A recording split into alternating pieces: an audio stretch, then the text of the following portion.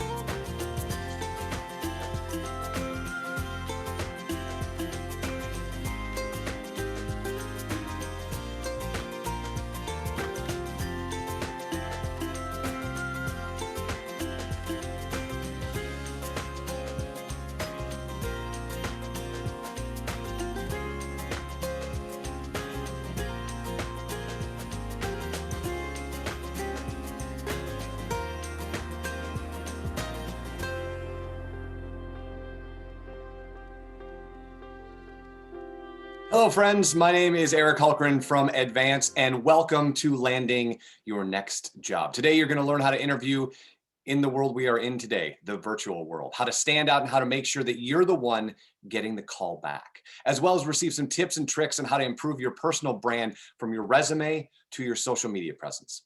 So today, we're going to hear from three staffing and career coaching experts, Carrie Barrett, Nick Malafite, and George Wright.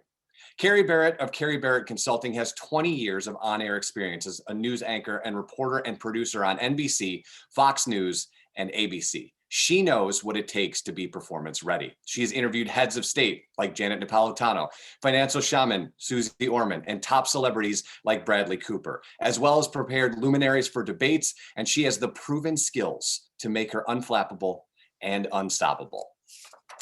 Nick Malafite, he is the Director of Professional Staffing Services for Patel Consultants Corporation. Patel is a certified minority-owned business that has provided direct hire, contact to hire, and contract staffing services in New Jersey for nearly 50 years. Nick, a 26-year veteran of the recruiting and staffing profession, has been featured on TV, podcasts, webinars like this one, and in local publications regarding topics including cover letter resume writing, interview follow-up, networking, and job search strategies. George Wright, he is the founder and president of Wright One Consulting. He has over 30 years of experience as a management consultant. He specializes in psychological assessment and organizational assessment, as well as leadership development and training. He helps clients with selection and development, performance coaching, and organizational change. So needless to say, my friends, you are in good hands today.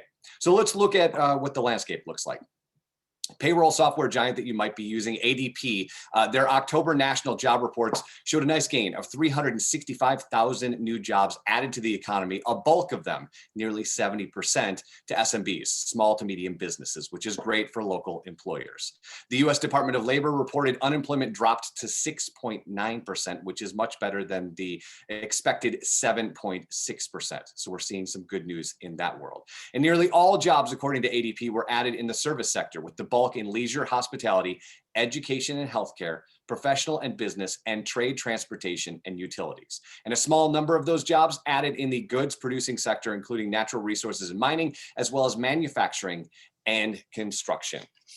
And so now that you've got a lay of the land, let's introduce ourselves. Advance's mission is to build the value of the company over the long term by fostering growth and innovation across a diversified portfolio that you can see here, covering entertainment, communication, technology, education, and other promising sectors. We're also hyper local. This is very important to us. 24 newspapers and 9 #1 news and information websites, the third largest online news organization nationally, and home to over 700 awards for our continued amazing journalism.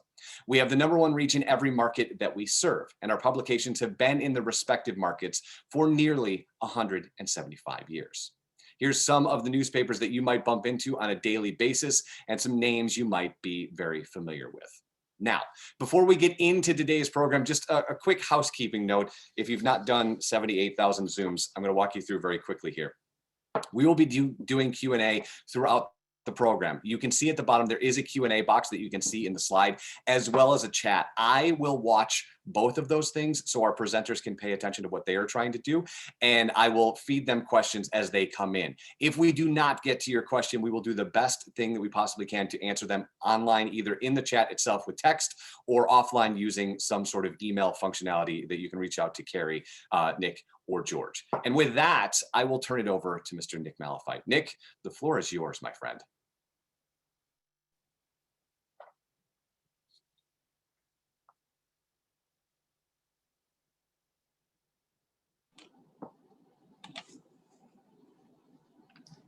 Hi, everybody. And Eric, thank you for the great introduction, and thanks to Advance for allowing us to present. Today's topic is acing the hiring process. Basically, on any of the components that we review today, probably entire webinars could be dedicated to any of the areas that we're about to cover. But I have invited two of my friends, Carrie and George, of course, to participate in different pieces of the process based on their expertise. So just to kind of kick things off, next slide, please. I just wanted to briefly introduce Patel. As we put the presentation together, Patel is a full service recruiting and staffing firm, which means, as Eric had mentioned, we do provide placement on both direct hire as well as contract staffing opportunities. We specialize in corporate staffing and within technology. Corporate staffing would be anything that you would find in an office-related setting. So that could be positions in accounting, finance, customer service, HR, of course, as we had mentioned, technology, marketing. We are a certified minority-owned business, and we've been providing continuous service, not only in New Jersey, but across the country and even internationally in some cases, for 47 years. Next slide, please. So again, I'm not going to go through a full rehash of the presenters. As you can see, myself, Carrie, and George, personally speaking, again, as Eric mentioned, this is my 26th year in the recruiting and staffing industry. Next slide, please. So today, just as a brief agenda, parts of the process that we're going to keep in mind, parts of the hiring process or the interviewing process would be first and foremost presenting yourself. So getting recognized by employers. The next thing that we're going to review is actually preparing for your interview. And this is an area where a lot of people just need to spend a little bit more time in getting ready for upcoming interviews. We'll talk about the three major ways that we're interviewing these days. So that could be on the phone, that could be online, or that could also be, of course, in person. And we'll give you some hints and suggestions as to how to maximize your performance during those interviews.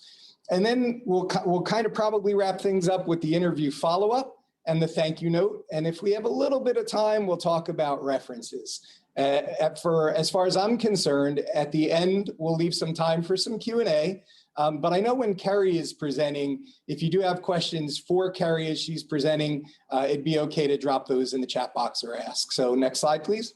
So let's start off everything in regards to the pre-interview and what's going on before we even start the interview process. And that's how you present yourself.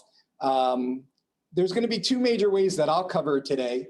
The first way will be from your resume perspective, and the second is going to be from a LinkedIn profile, which again, we could bring this into different social media aspects, but from a work-related interview hiring process, we'll cover that on LinkedIn. So these are really just things about your resume that it would be good to keep in mind. The first one is, as far as font size, we're looking for a 12-point font size, possibly 11. But once we start to go below that, it's going to get hard to read. And we don't want to give any employers a reason not to hire us. So by keeping things in a way that they could be easily read, that's probably about the right size where we want to go. We know that we have, really to go back about 15 years on your resume is probably enough time to go back. I've seen some resumes where people go back 30, 35 years. And really, we could keep that related experience to about 15 years, maybe 20 at the top. We know we want to keep our resumes to 1 page if possible. 2 pages, probably at the most, unless it's for a very specific position like a CV that a physician might have, for example. But in a general resume, we're really looking at 1 to 2 pages, maybe 2 pages if you've had more than 7 years represented on your resume. A big question that I get all of the time is whether or not to have an objective on a resume. And objectives have pretty much fallen out of favor for the most part, really want to focus on content. The only way that I would recommend having an objective is if it 100% completely dovetailed with a position that you applied to where you're stating that that's the exact role that you're looking for. But to me, for the most part, and keep in mind that the advice that I'm providing for you, it is very subjective based on who's reviewing the resume, and there's no way to know what people are looking for. But as far as a summation, I would highly recommend a summation over an objective. A summation, of course, going back and highlighting skills as related to the position you're applying for. In over 2 decades in the recruiting and staffing industry, I can't tell you how many resumes I've read that just are simply not related to the positions that people have applied to. If you're in job search mode, you really do need to tailor your resume specifically for the position that you're applying to. And that's going to help with things like applicant tracking system recognition of the resume. It's going to help the employer clearly identify that you have the skills needed for a particular position. So definitely take time to customize your resume specifically to the job you're applying to. And the last point that I'll make on resumes is definitely work experience over education, unless you're a recent graduate of a particular program. So if you recently completed a master's degree, that might be okay to go on top. A bachelor's degree, that might be okay to go on top. But as you get probably more than 3 years of experience, employers are going to be more concerned with your experience that you bring in and not the education. So the education can definitely go towards the bottom of the resume and really highlight the work experience that you have over the education. Again, unless it's a recent certification or degree. Next slide, please. So from the resume, the other thing or the other place that people are going to look for talent is, of course, LinkedIn. And a recent Career Builder study showed that as much as 70% of all employers are checking out your LinkedIn, probably following receiving a resume. If you don't have a LinkedIn yet, highly recommend getting one started. There's a big difference too for people who put photos or background pictures up. You definitely want to ensure that you're showing your true self kind of out there, whether it's on your profile photo or your background photo. Whether I agree with this or not, many people feel that if people aren't putting their picture up or a background photo up, they may not be tech savvy enough to figure it out, which it is pretty user friendly. The other thing is that they may be trying to hide something. So try and be transparent and definitely put a photo and background picture up. It's been shown that profiles get more attention or are seen more when those things occur. We have an about section in LinkedIn. Be sure to use the about section to sell your sizzle. This is your chance to really put out there who you are. And LinkedIn profiles, in addition to and compared to a resume, really take that time to articulate your accomplishments under your past positions. So really focus on what you did for the company. It may not be the bullet points of your experience, but it may be the things that you accomplished in that particular role. And finally, make sure that your experience and education sync up with your resume, because if employers are looking at both your resume on one hand and your LinkedIn profile on the other hand, you don't want the information to be different. So you don't want to have different dates of employment on your resume and your LinkedIn profile. You don't want to have different titles on your resume and your LinkedIn profile. You want those things to sync up so that they're telling a complete and accurate story about your background. Next slide, please.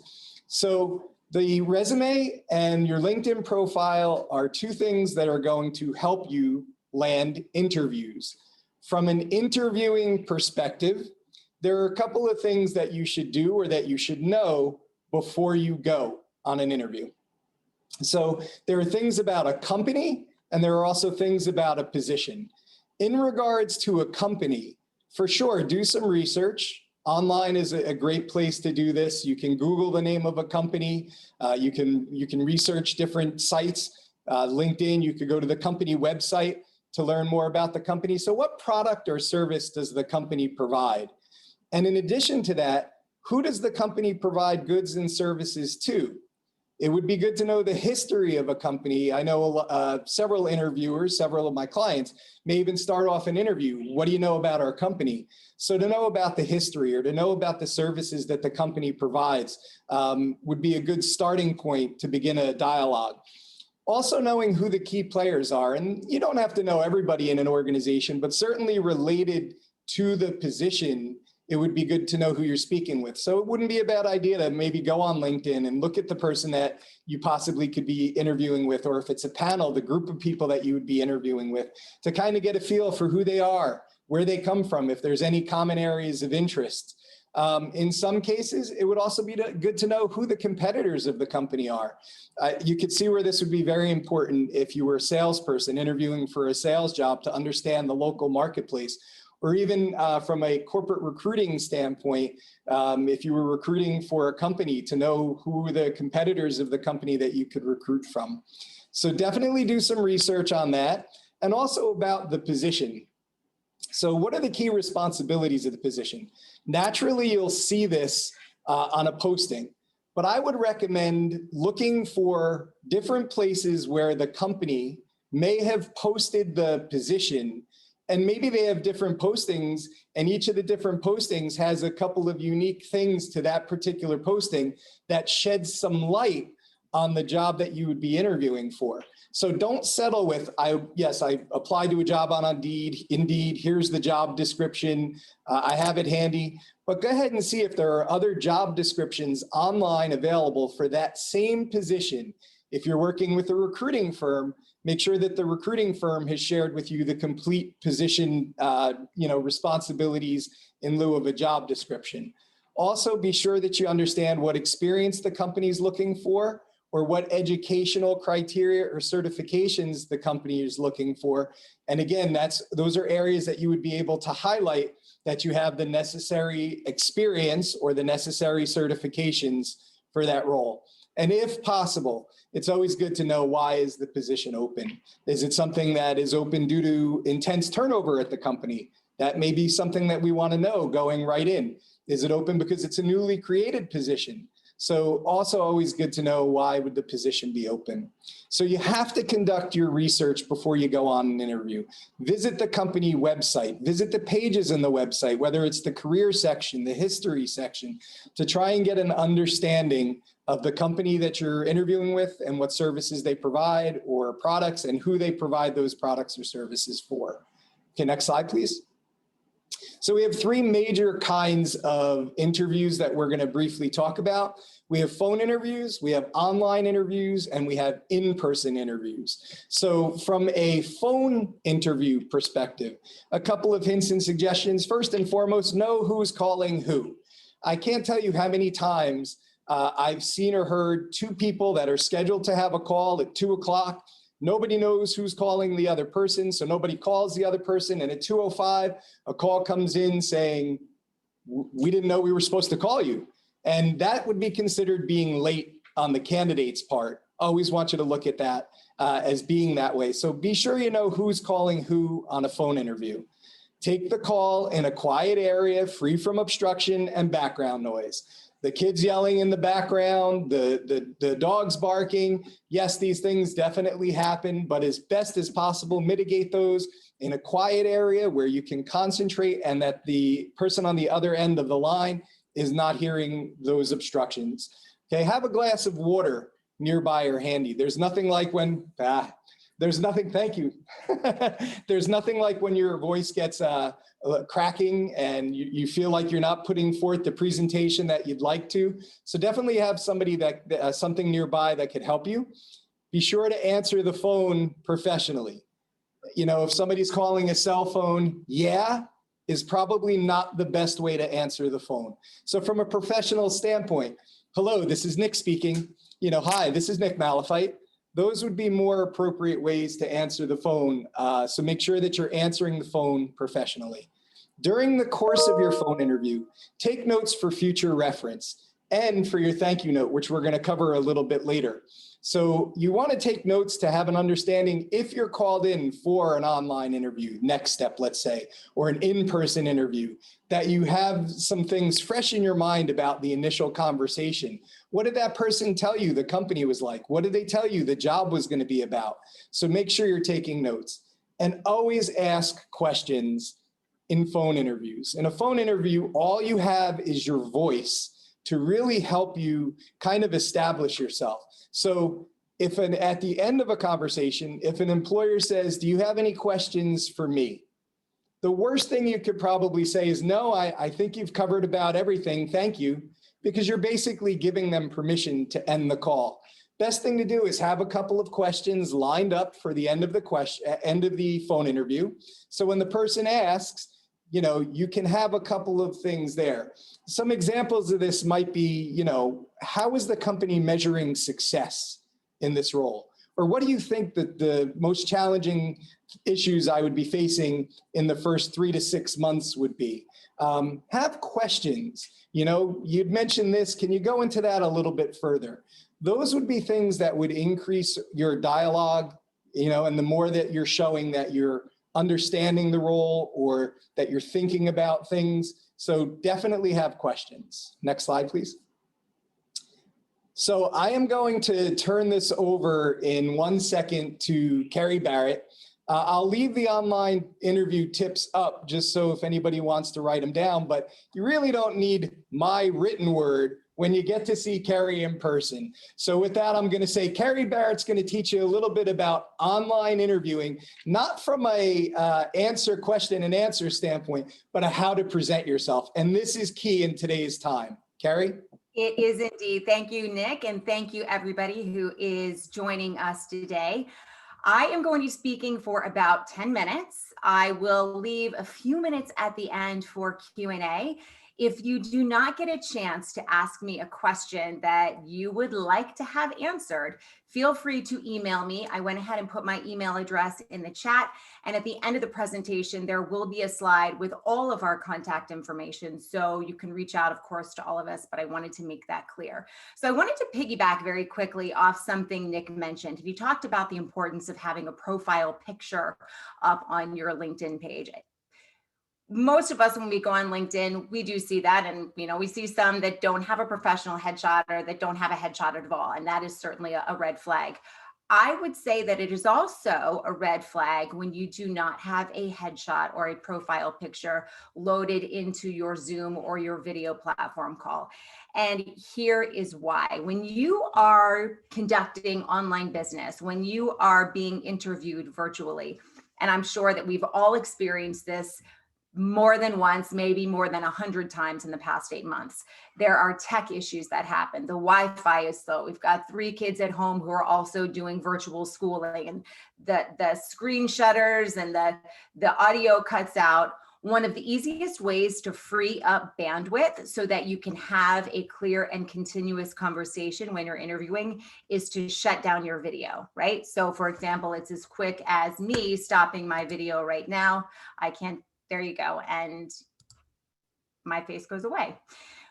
What happens though, is if you're on a call with somebody for the first time, a video call, and you want to continually reinforce your face and your name and your voice, if you have to cut your video and all that's there is a black box, you're not allowing the person on the other side to continue making as strong of a connection with you as they would be able to if there were a picture there. So that's more of a tech issue, but it's also one that allows you to continue reinforcing both your face and your name. That's important, not just for interviewing, but when we are talking to clients, potential clients, prospects, perhaps only virtually, we may never get the chance to see them. And so when we're looking to establish that connection, making sure that they're able to see our face as they hear our voice at the very least is an important thing to remember. What I'm going to be talking about today is three main parts of video interviewing, presentation, if you will. I'm going to be talking about the logistics of your shot. I'm going to be talking about your appearance and your background, and I'm going to be talking a little bit about delivery. I'm going to give you some really simple things that you can take from this presentation and put into play immediately. If you have additional questions, digging deeper into lighting because you have a special situation, you're working in a room in which there are no windows, or you have a specific fear about being on camera and you need some coaching, that's something to have a discussion about offline. I'm going to do best practices overall, sort of high level, that you can put into play today. So let's talk logistics first. And a lot of people believe this is sort of an aesthetic conversation, and it is to some degree, but it is aesthetics with a purpose. And the purpose is to make sure that the receiver of your message has the best possible chance of receiving it the way in which you intended it to be received. And so let's talk a little bit about what that means when you're setting your camera up. You'll see how I'm framed in this shot right now. There's not a lot of headroom. I usually do this demonstration. We've all seen this, have we not? Where the person is peeking out of the bottom of the screen. You've got a fabulous view of their ceiling and up their nose, of which nobody is interested in seeing. You want to make sure that you are front and center. That means not a ton of headroom. That means not a lot of dead space. We are limited with what we can do in terms of our webcams, whether they're internal or external. They're not a camcorder. It's not even a cell phone. We are somewhat limited. That said, you need to be front and center when you are talking on camera. You are the director, you are the actor, certainly, but you're also the producer. And that means you have to be aware of everything that's going on with that message. And your message is not just your words. So when I think about how I would like to be framed, and I always advise people to take a look at one of their evening news programs, whether you are a Fox News guy or you are a CNN guy or gal. Look at how their single anchors on the desk are framed. And they're generally framed pretty tightly, more tight rather even than I am right now. That is very deliberate. It's not accidental. The reason they're framed that way is so the audience, in your case, your interviewer, can see into your eyes. It is hands down the easiest way to establish trust and rapport outside of opening things with a smile. You want to make sure that your interviewer can look you in the eyes and feel like they are getting the opportunity to know you. If the video were not as important, they would be doing this interview via a phone call. And sometimes they will, but video allows you a greater opportunity to present yourself and create a personal connection. So make sure that they can see you in your eyes and establish some credibility and trust. The second thing that I would like to talk about when it comes to logistics and framing is how your camera is positioned. So I showed you this shot, which is wildly unflattering. And we've also seen the ones where people are way above the computer and they're looking down at you. Neither are ideal. Your camera should be either at eye level or just slightly above. And in order to do that, I actually have my computer propped up on a stand. It's about 6 inches, lifted up off of my desk, and then I can move the back of my monitor backward and forward in order to sort of fine tune it. I always suggest putting your computer on a stand so that there's no distortion with your height and the background around you. You could drop your computer down certainly quite a bit lower. You could raise your chair, but that makes things look a little bit odd behind you. The easiest way to handle that situation is to put it on a stand. You can put it on books. Just as a heads up though, when you are doing any sort of video call, you're on any video platform, your computer tends to run a little bit more hot. And so for the health of your computer, an aluminum stand that has some ability for airflow will keep the temperature of your computer at a more healthy level. The next thing that I would like to talk about is what's going on behind you. And many of us are familiar with what our work from home environment looks like, right? We've been in it now for 8 months. However, when we are meeting somebody new for the first time, there could be elements of our background that are white noise to us, but are somewhat distracting to them.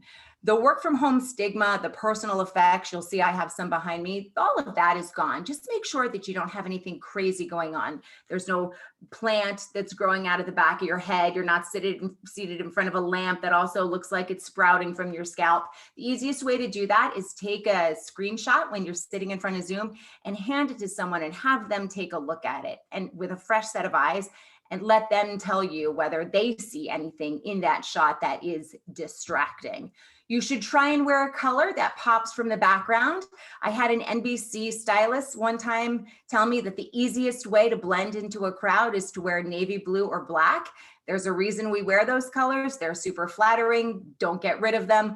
But if you have the option of wearing a color that pops from the background behind you, and I'm not doing my best at that particular job today, that's a great way to make sure that eyes stay on you. It's just interesting. It's visually appealing. It's why news anchors look like Skittles when they're sitting up on the desk. Those bright colors draw people's eyes to them, and that's what you want to do. The last thing that I would like to talk about when it comes to the setup of your shot and your logistics is your lighting. We have all seen the shot where somebody's sitting with the brightest light source behind them, and this is my go-to line. They are one digitized voice away from the witness protection program. That is not where you want to be. You're not helping your interviewer see your facial expressions. You're not helping in making sure that your message gets across. You're certainly not helping them look into your eyes. What I suggest is sitting with the brightest light source directly in front of you, which is what I'm doing here. I've got a wall of windows on the other side of my computer, almost floor to ceiling and wall to wall. That's great. I also have this set of windows here. I've got a daylight temperature light here. I've got 2 ring lights on either side of my computer, and I've got another daylight temperature light over to the left. Bright, full lighting not only helps you look better, it washes out wrinkles and it does all kinds of great stuff for our face. Even though you may feel like sitting in the dark makes you look better, it doesn't. But making sure that you have crisp lighting where there's no crazy shadows and your interviewer rather can see your eyes is wildly important.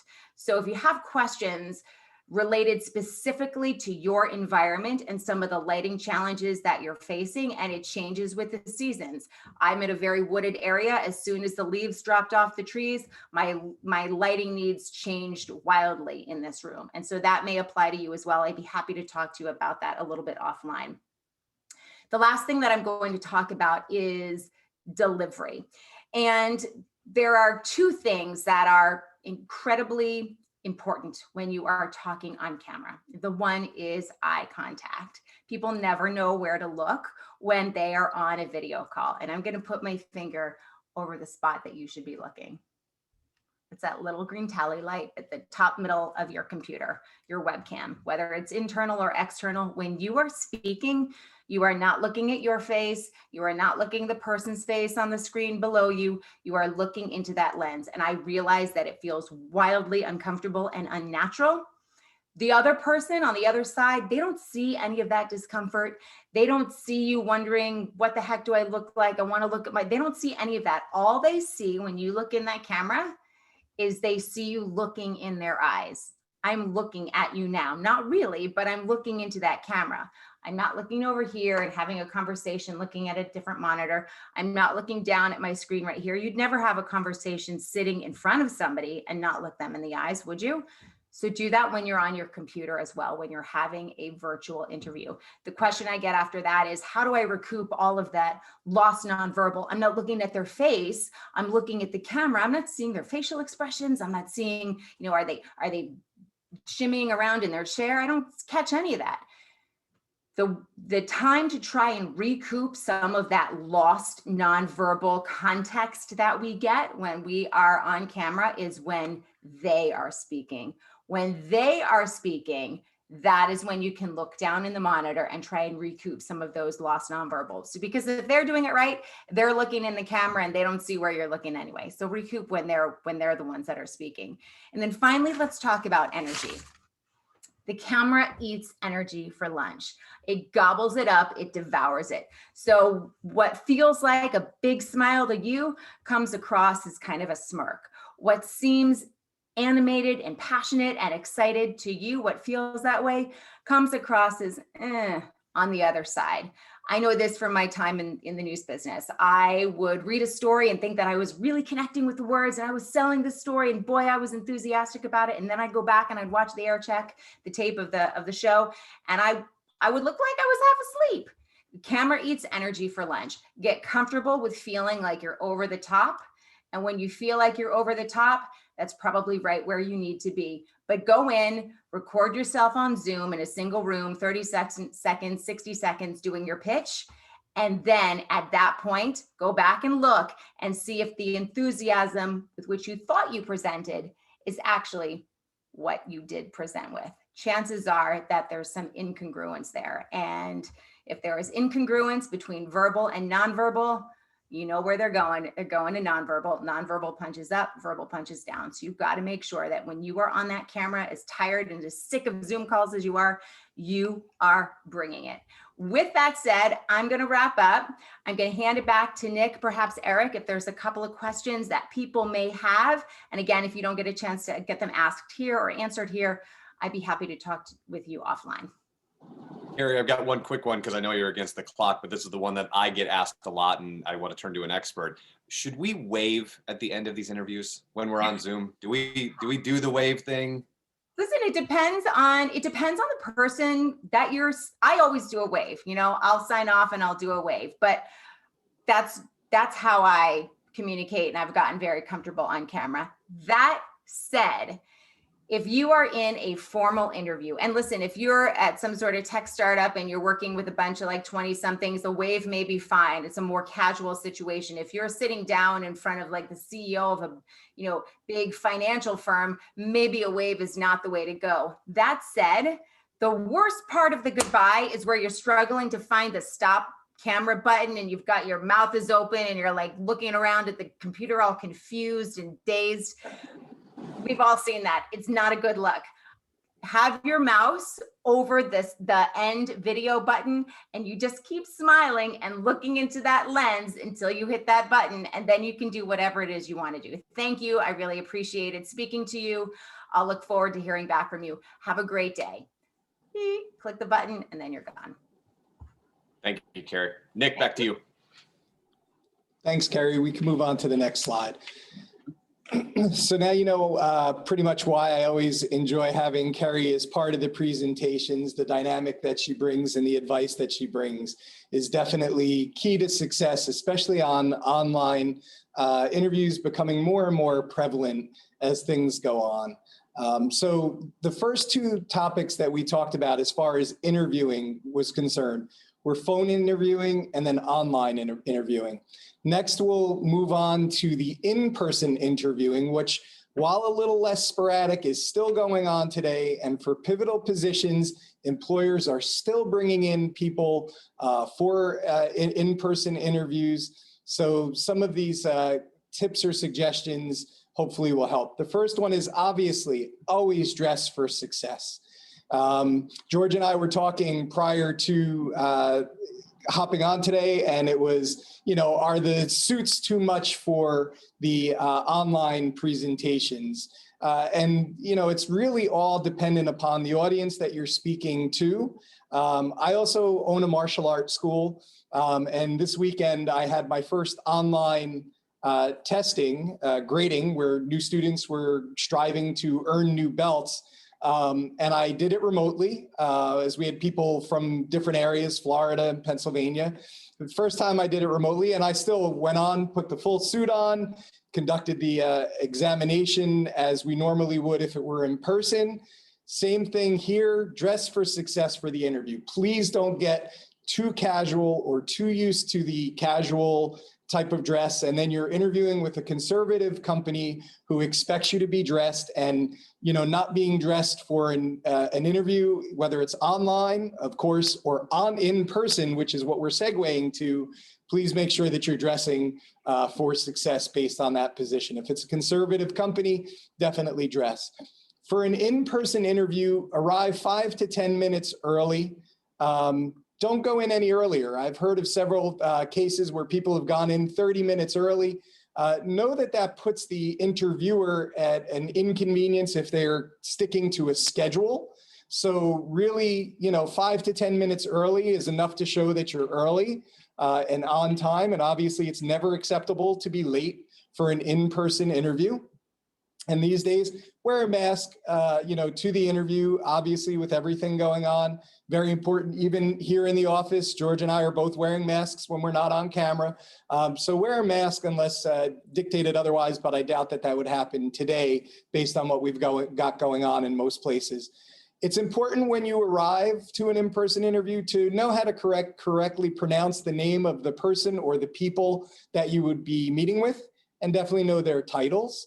And it's still important to bring 3 to 5 copies minimally, but that's probably about right. 3 to 5 copies of your resume to the interview. This way, if you're introduced to other people, you're prepared. It doesn't come off that, well, I didn't bring it because I thought you had it electronically. And now if it was an unprepared meeting, somebody's got to send it to somebody else. So the best thing that you could do from a preparation standpoint, bring 3 to 5 copies of your resume. Now, I'm going to turn things over to George, but I just want to preface this next part by saying there are hundreds of thousands of job interview questions.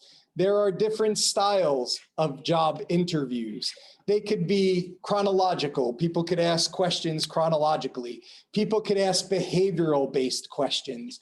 So there's no way to accurately and in one meeting cover all of the types of questions that would come up in regards to a job interview. But relatively recently, I had the opportunity to poll some of the people that I'm currently working with, some of the candidates that I'm currently working with, and people that I've placed. And we came up with 4 or 5 key questions that employers ask that it's important to know how to respond to.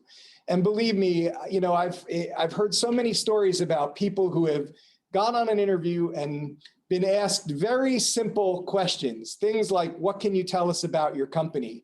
Things like, why would you want to work here? What happened at your last position that you're no longer working there?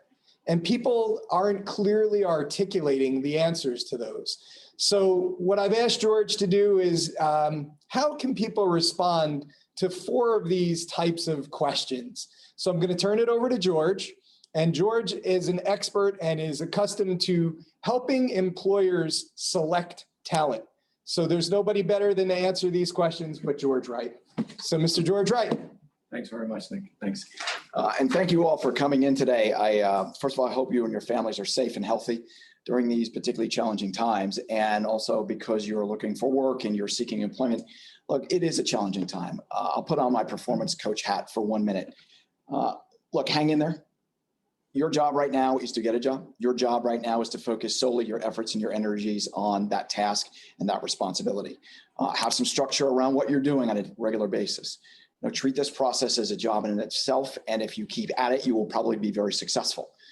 Even in less challenging times, I always encourage people when I coach them, please make sure that this is something that you are focused on, and it should be the discipline that you execute. So let's get into some of these questions. I want to spend a little bit of time thinking about these, and Nick's mentioned a few of them, and so has Carrie. So I want to really focus in on bring that up here. So what do we want to do at this point? We want to think about, first of all, there were 2 questions that Nick really focused on. He said, tell me what you know about our company, and tell me why you want to work here. Those questions fundamentally, those employers are asking about, have you done your homework? Fundamentally, if you have not gone in and dug up enough information about that company, it shows pretty quick. So one of the first things I'm going to ask you to do is start your research process early on. Don't just sort of pray and spray, as we call it in job finding. Don't just say, hey, who else is out there? Look at companies, evaluate them. Do you want to work in that kind of culture? Do you want to work in that kind of environment? If you can't answer that in a positive way, I'm going to suggest maybe you don't want to apply to that company. So do your homework, because employers are going to want to know, do you know something about us? Nick mentioned competitors. That's a great idea. Who else is in that space? And how primarily does that company differentiate themselves from everyone else in that space? If you can speak to differentiators, you've now differentiated yourself. Last year, I was working very closely with an insurance company, a very specialized insurance company here in New Jersey. They promoted differentiators. They were all about their differentiators. If you could walk in as a candidate and speak to those differentiators, you are probably going to be up ahead of those other candidates. So think about that. What's the difference that company brings to the market space? Why do you want to work here? Well, speak to that. What are you offering to that employer that will add to the value of their culture? Not just meet their customers' needs and clients' needs, but what are you bringing to the culture? What differentiates you? Why do you want to work here? What are those special talents that you're bringing? You need to do some self-examination and take a look at that. So I'm going to ask you to do that. I like these following questions, and I get asked about these a lot. What's the best way to answer them? Again, there's no best way because you have to know something about you. Two questions that I know come a lot. What is your biggest weakness? And what's the critical feedback that you most often have received? Well, what are employers looking for here? One, they're looking for self-awareness. They're looking for you to know yourself, to say, hey, this is how, and I don't like the word weakness. I like to talk about, do you get in your own way? Yeah, how do you get in your own way? We all do that. I know there are certain things I do in my work environment that don't always work for the best for me. Those are, quote, my weaknesses or how I get in my own way. So how am I addressing those? That's the important thing that employers are looking for. What are you doing to make sure that you don't trip over those things? So for example, one of the things that I do is I like to make my decisions very rapidly. I know that about me. On occasion, I'll shoot from the hip. And my team will say, hey, George, we're moving a little too fast on this. Let's slow down. So I have methods and strategies in place that help me deal with that. I try and slow down. I step back. Before I make a decision, I'll use the 24-hour rule. However you want to think about that, please have that answer ready. And it's got to be genuine. You have to be authentic here. Carrie mentioned the authenticity that you present while you're on camera. You need to have an authentic approach. Who are you? How do you get your own way? What are you doing to fix that? That critical feedback could be the same thing. That's the external feedback from maybe an employer who said, hey, this is something we see in you. There's another great question that is asked quite a bit. Tell me something about yourself that's not on your resume. What are we looking for here? Employers are looking for, what else do you offer? Yeah, we know what's here in front of us on paper. We know about you from maybe your LinkedIn profile, but what don't we know about you? What is it that sets you apart a little bit? And here again, the company research can help you, maybe getting to know who that person is who you're interviewing with. What do they know and what are they looking for? Well, what's unique about you? Nick mentioned something about him. He's a martial artist. Yeah, you can take that idea and say, all right, how does that relate to work? Well, it's about discipline. It's about focus. It's the capacity to endure. It's all those things that make him a better and more effective person in his work world that he does on the side. So think about what else you do besides your work that makes you so unique and be prepared to answer that. So I also want to circle back. Carrie had mentioned that maybe you want to look at yourself on a little bit of film or whatever it is, the video. Yeah, I want you practicing. You should be practicing for interviews. Grab a friend, grab anybody and actually do a practice interview. Take the time to do that. The more you do that, the more effective you're going to be in the long run. Now, one last thing I want to cover before I turn this back to Nick. I'm by training, I'm an industrial organizational psychologist. And what we've done in my world is we've recently broken down what are people looking for in work from home environments? What's important?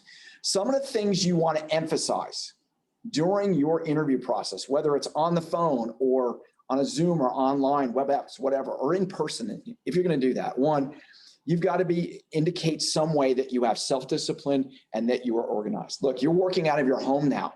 There's no supervisor, manager, leader standing over you. In a lot of companies, that's what's been pulled away. You need to be able to speak to the fact that you're self-disciplined and you have great organizational capabilities. You need to indicate in some way that you're resourceful. How resourceful are you? Are you problem solving? Are you getting around things? Be able to speak to that. And then what is your motivation like? Fundamentally, I got into psychology because I was fascinated with human motivation. Well, that's that drive that keeps us going. So you need to be able to speak to that to any potential employer. What is your motivation? How do you motivate yourself? What do you do to keep yourself going, especially when it's hard? You need to be able to have a great answer and weave that in. Let people know what you're doing. So I hope these things are going to help you. Yes, it is a challenging time, but you can meet the challenge. Again, even the way you speak to this, don't describe this as being hard. It's not hard, it's challenging. And you can rise to the challenge and find that great next job. With that, I'm going to turn it right over to Nick. Thank you, George. And just to kind of dovetail on what George was just saying, just remember in the job search process, if you're going through a difficult time, if you haven't heard back from a company, ghosting has become more prevalent on both sides of the fence.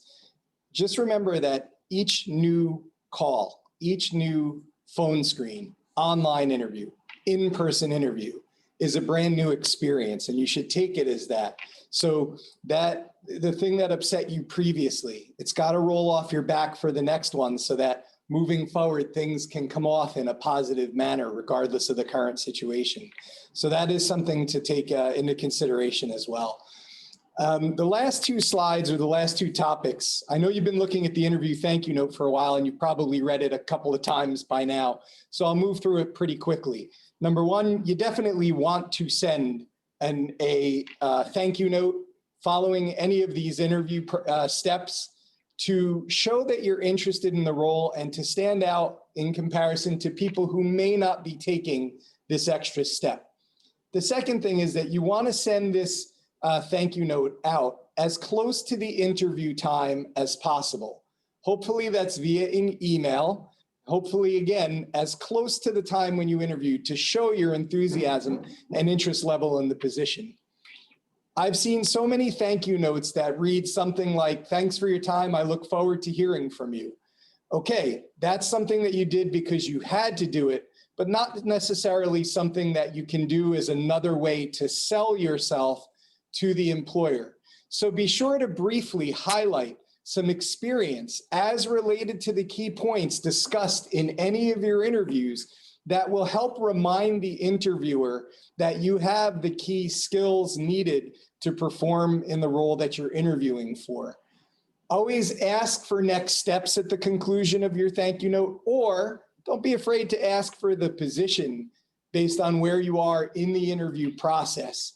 And one thing I'd just like to say is don't think, quote unquote, or don't believe in the end. I think I would be a good fit for your company.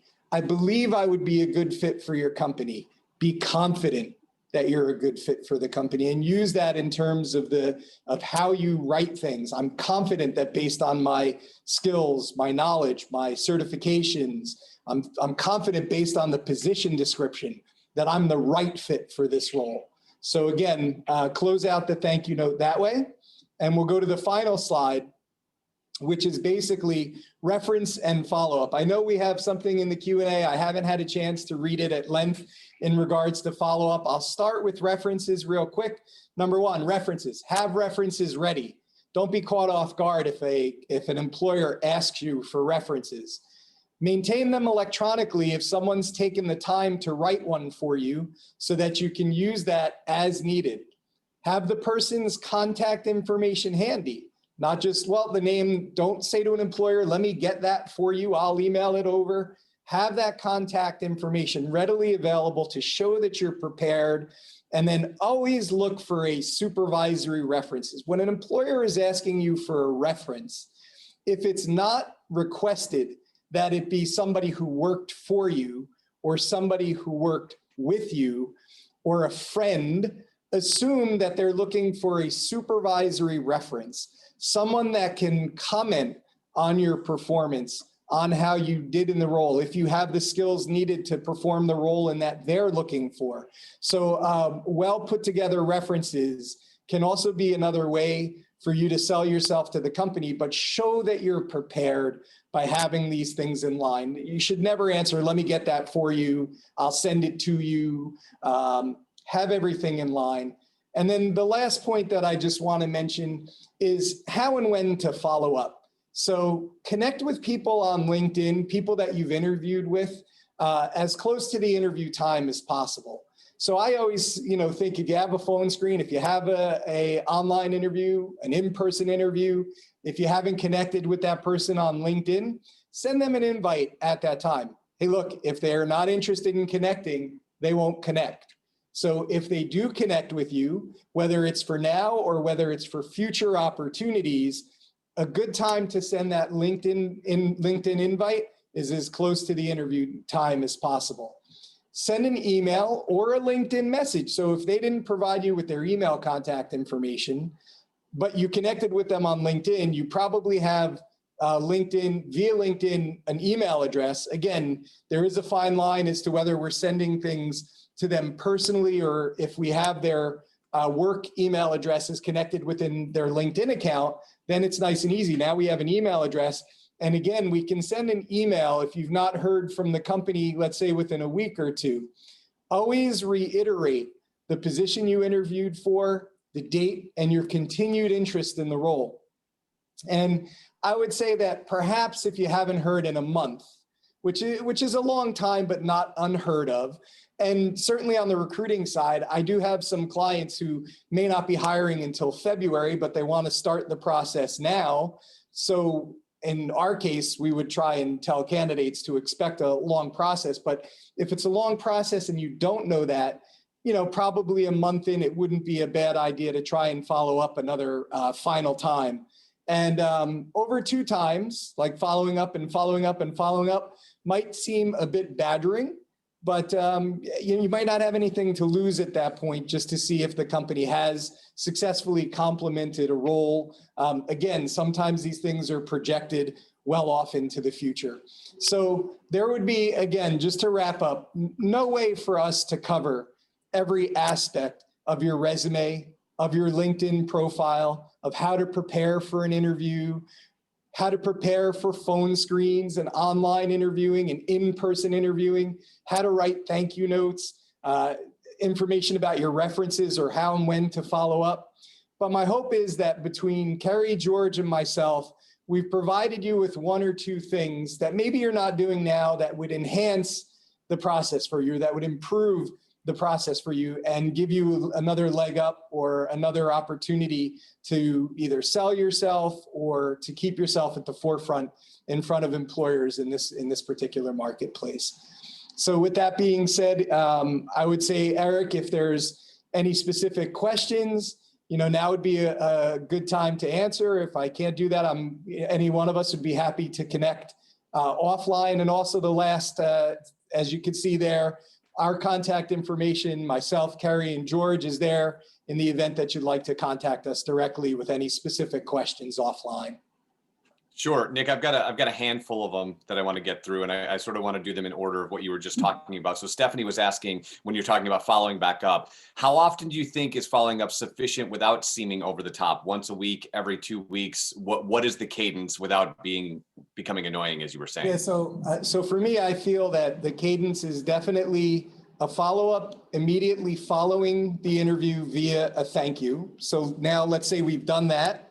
And then we want to do the 1 to 2 week follow-up. I like the 1 week because it shows that you're interested. Some employers, especially if they've been upfront with you, you could expect to hear from us in 2 to 3 weeks, or, you kind of follow the cadence of what they've provided.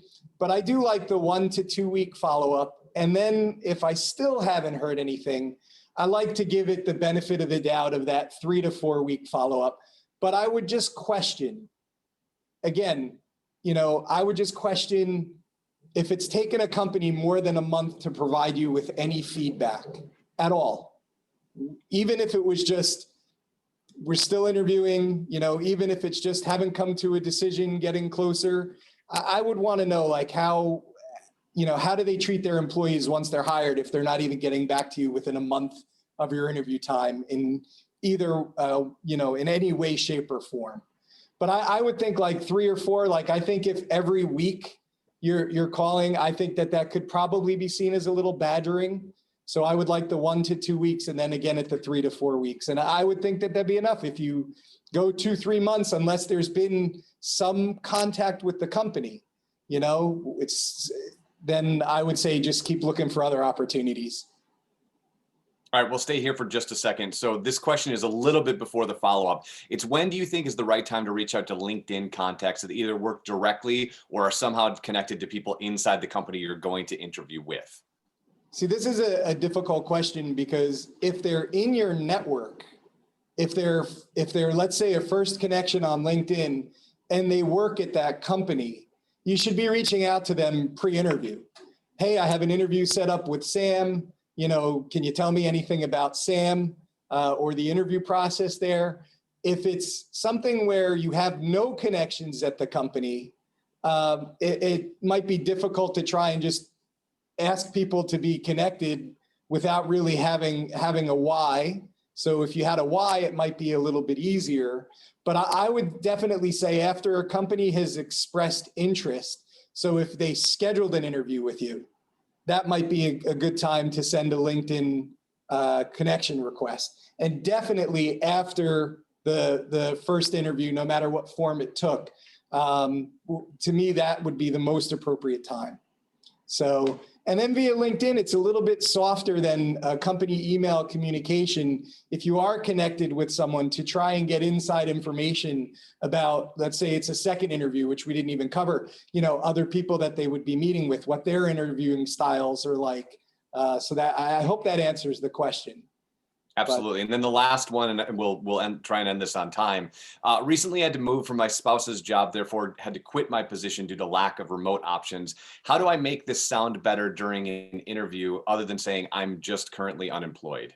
I think that the way that you worded it already is fantastic. And I don't think you need to go away from that very far. From a recruiting perspective, if I put the recruiting hat on for a minute, I put the interviewing hat on for a minute, and I'm looking into someone's history. And this is a subject of great debate today, right? Some people, when it comes to stability and reasons why people left, from a stability standpoint, there are some people who believe, companies aren't loyal anymore. Every 2 to 3 years, it's okay to move on to different positions. Again, that's fine as long as the companies that you're going to work for value the experience that you've gained along the way, but maybe not okay from a conservative company that wants somebody that's going to be there for the rest of their career, and they want to see somebody who's demonstrated stability in their prior roles. So I'm not advocating on either behalf on that front, but the question that we get the most is, how do I say what happened? And there's nothing wrong with, who was the person? I'm sorry. Natalie was her name. There's nothing wrong with Natalie's answer, because this is a very real thing. Moving with a spouse, following a spouse on when they've accepted another position is one of those things that we definitely look at as a good reason to no longer be working at a company. We look at all of those reasons as to movement, prior movement.